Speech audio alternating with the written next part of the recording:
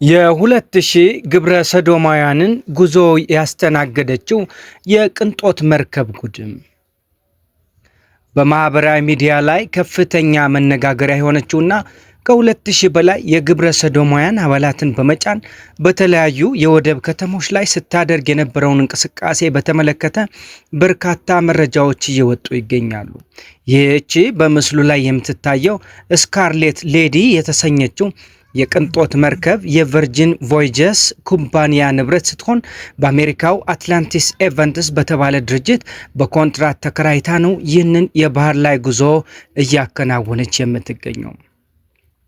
መርከቧ ከባህር ማዶ ተነስታ በተለያዩ የዓለም ወደቦች ላይ ስትንቀሳቀስ ማየት በተለይም የምዕራባውያኑን የባህል መበስበስ እና ይህንን አጸያፊ ተግባር በግልጽ ለዓለም ለማሳየት የሄዱበትን ርቀት የሚያሳይ በመሆኑ በብዙዎች ዘንድ ከፍተኛ ትዝብትና ቁጭትን ፈጥሯል።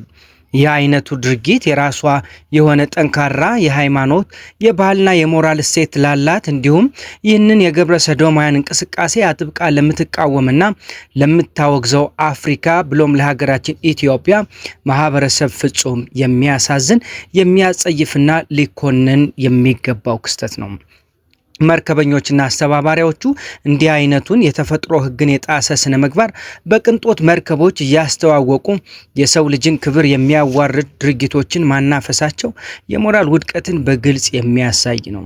ማህበረሰባችን የራሱን እሴት ጠብቆ እንዲኖር እናም ከእንዲህ መሰል የባህል ወረራዎች ራሱን እንዲከላከል ይህንን እውነታ ማወቁና ድርጊቱን በጋራ ማውገዝ ይገባናል።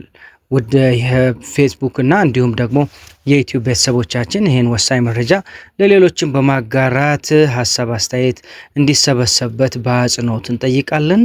መረጃው የፋስት ሪመር ነው። ኤፒኤ አጃንስ ፍራንስ ፕሬስ ደግሞ የመረጃው